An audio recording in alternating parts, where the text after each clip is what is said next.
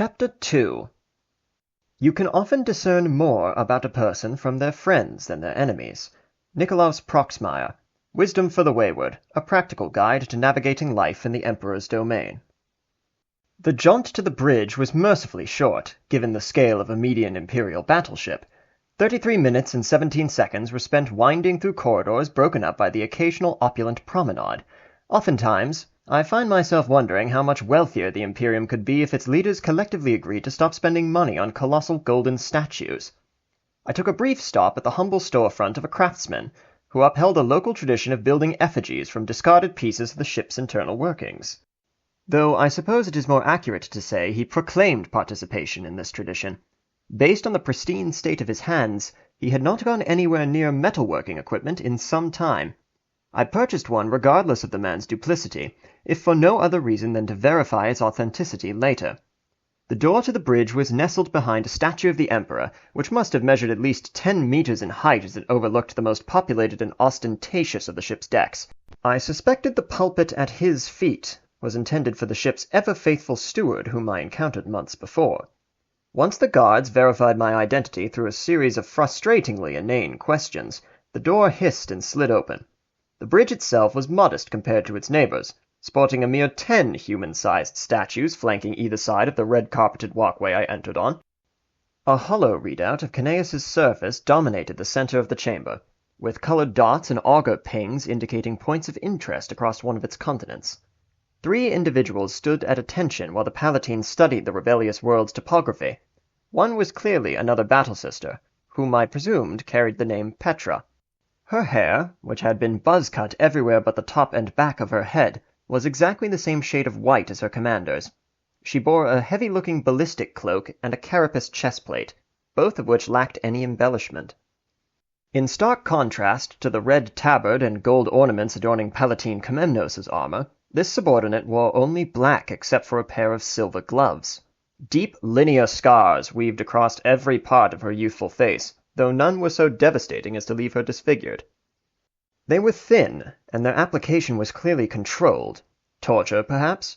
Or ritualistic scarification, that most barbaric practice which is venerated by ecclesiastical cells across the galaxy.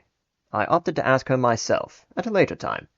Her hands, as I later observed, were covered in innumerable cuts and scrapes which were minor by comparison. Though her stance was as straight-backed and sure-footed as one could expect from a soldier, her expression betrayed a persistent fear which gripped her as long as I was in the room. To her immediate left was a deathly pale woman whose appearance and demeanor can best be described as grizzled. Her face, too, was marred by scars, but rather than the neat array of injuries which afflicted the young battle-sister, half of her facial features had been burned away. Her left nostril was missing almost entirely, her left eye was augmetic, and both were surrounded by tough, flaking skin. She was stoic in the face of the looming war, perhaps in an effort to set an example for the timid sororitas. Beneath a flak vest, she wore tan pants and a simple white uniform shirt. Slung across her back was a sturdy riot shield, evidently unused as it bore no battle damage. Shoulder-length auburn hair was tied back in a practical ponytail that disappeared behind the portable ceramite bulwark. In her right hand, which had been replaced along with her forearm and elbow by well-worn metal, was a combat shotgun. Dim light from the holographic projection glinted off the one piece of her ensemble with any luster, a badge, proudly displayed on her vest. I had seen just such an icon many a time during my uncountable travels through the void. This was the aforementioned Master-at-Arms, one Margot Knox. For the more terrestrially oriented of my readers, these are equivalent to the proctors or enforcers on any given planet. They keep the peace, enforce whatever is presently fashionable as imperial justice, and have the added duty of maintaining discipline among the ship's workers. Both the officer and Sister Petra were just shy of 2 meters tall, rendering me quite short by comparison, and positively dwarfing the man next to them. His features were unassuming, save for a single mole decorating his jawline. He had received a buzz cut rather recently, exposing his scalp to onlookers. I would later discover his natural hair color was dark brown. Indeed, it is rare I find an individual so thoroughly unremarkable in form and features. He chose to make up for this fact by covering himself in bits and pieces of the human skeleton. Fingers, toes, ribs, and vertebrae were dotted across the surface of his body glove, each tightly secured with a complex multitude of knots to keep them from making any noise as he moved. Much of his face was concealed by a mask carved from a person's skull. His rifle, too, had a butcher shop's worth of small bones covering its surface, and a sword hung at one hip with an intricately carved handle. I imagine, at this point, that I have provided you the necessary information to correctly assume what material the weapon's grip was carved from. It was a morbid display indeed, but rather than turn on my heels and escape the den of insanity I was surely walking into, as any average man might have, I elected to discuss the matter with him later. There were far more grim traditions than this which I had encountered in the myriad worlds of the Emperor's domain, and if I was going to be working alongside this individual for the foreseeable future, I may as well document his culture in the event he finds himself unceremoniously killed. My prior research into notable assassin cults led me to the presumption that this was Enoch, the Nihilator. Nihilator is a common rank among Imperial death cults, the title highlighting their ability to reduce the souls of his enemies to nothingness. Supposedly, the title dates back to the Horus Heresy. The Palatine and her underling paid me no mind as I approached the planetary projection. Miss Knox offered me a small nod as acknowledgment of my existence, if not my importance to the mission. As I was quick to learn, there was little respect for rank or prestige within the Order Hereticus. Palatine Comemnos believed everyone equally capable of faithlessness and utter failure, and I was no exception. Silence pervaded the bridge for a short while after my arrival, broken up only by the erratic ticks and beeps of the ship's cogitators. Perhaps it was foolish of me not to fear any repercussions for speaking up, but I did not reach my current position without taking risks far greater than this. "Pardon me, Palatine," I said with as much faux veneration as I could muster. "When should we expect the briefing to begin?" "When the entire squad has assembled," she said without looking away from the map. Her voice was dripping with frustration and contempt for the missing squad members. She seemed expectant of this behavior. Another few wordless minutes slipped away from the four of us before the door opened again. Two individuals approached with armed guards following closely behind them. The most immediately noticeable quality of the new arrivals was how little they actually wanted to be here. One, a man only a few centimeters taller than myself, wore an irreverent grin and hooked one thumb in each of his trouser pockets. His overcoat was light gray, and hung unfastened over a black button-down shirt and a visibly inexpensive deep green ascot. A flat cap typical of factory workers and ruffians alike was tilted low enough that I could not discern the color of his eyes. His facial hair was a grossly unkempt combination of mustache and soul patch surrounded by stubble, which instilled in me both a sense of pride at my own skills in proper hair care and indignance at the realization that anyone thought of a beard and pictured that. His slow gait and relaxed shoulders made him seem unbothered by either our situation or the stormtroopers urging him forward. On some level, I envied that attitude. Oh, to have so little to be concerned with, even while surrounded by individuals who would end your life without a second thought. Even I, relaxed in life-threatening situations as I am, need to keep etiquette in mind so I might live to see tomorrow. On that note, the final member of our squad seemed deliberate in her attempt not to keep etiquette in mind. A young girl stomped forward across the red carpet, arms crossed and back hunched, scowling at every figure she could lock eyes with. The cerulean hue of her twill-weave vest was irregularly interrupted by pins, buttons, and patches of every shape and color the average person could imagine. Some were simple insignias, depicting skulls, weapons, and mythical creatures in a myriad of artistic interpretations. Stylized lettering was crammed into the tight space around thin shoulders, rendered even more sparse by the coat's missing sleeves. From the few that were legible, and indeed it was few, I deduced they were the names of musical groups, as each sounded memorable, but were neither complete enough nor sensible enough to be slogans of any kind.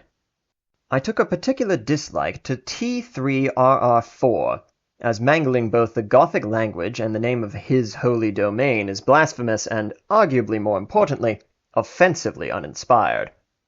The rare grammatically complete statements that decorated this wearable abstraction of defiant anger were, more often than not, vulgar insults such as bite me, frack off, and a slew of obscure naval curses I shall not specify for fear of upsetting either my censors or my beloved editor. Stitched into the back was the outline of a sun.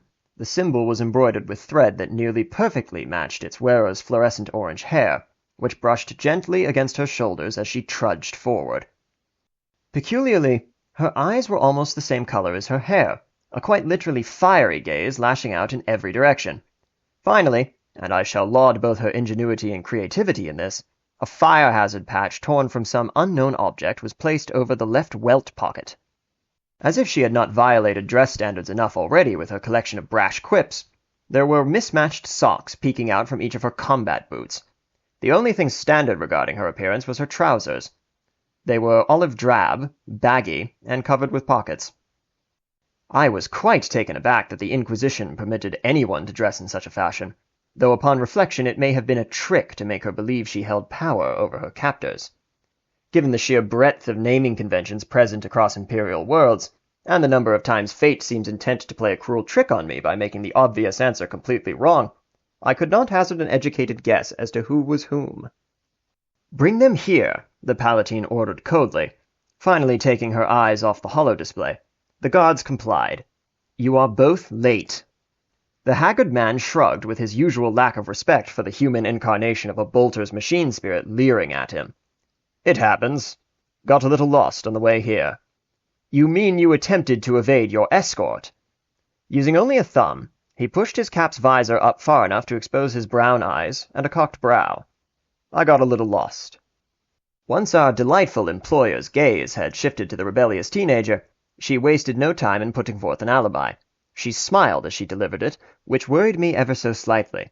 Her sort only smiled in the presence of hated authority figures when engaging in mischief. "I was praying and lost track of time." "You were asleep." "You don't know that," she huffed, making no attempt to disguise the fact that Justinia was correct and this was a bold-faced lie. "There are consequences for shirking your duty, both spiritual and—" She produced a small silver bell, its surface engraved with the visage of a saint descending to aid weary soldiers, and rang it 4 times. It produced an oddly dull sound with little reverberation. More corporeal. The ruffian looked on with confusion, scoffing at the thought of a decorative bell constituting a punishment. The young redhead flinched at the sound, then was quickly overcome with rage. I spotted a tear descending one of her cheeks. Fists balled and teeth bared, she cried out, "If you want to fight me, then fracking fight me!" Again the bell rang. Again the girl recoiled. I suspected the trinket was some kind of blessed anti-psychic artifact. The truth, which I would not learn for some time, was arguably more sinister. "Obey your betters, witch." She continued to breathe heavily, but did not move to attack the Palatine. Comemnos seized upon the absence of further threats post-haste.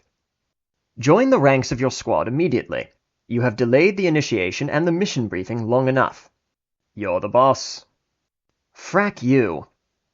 Both complied, regardless of their feelings on doing so.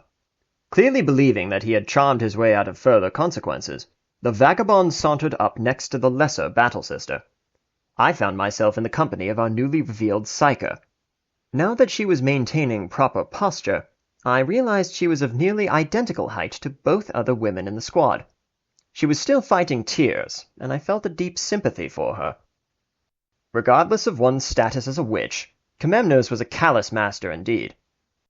What had she done to the others, I wondered? Were those fresh scars on Petra's face her doing? I pushed such questions to the back of my mind. Attempting to quantify the potentially boundless cruelty of an inquisitorial agent is beyond both my status and my time.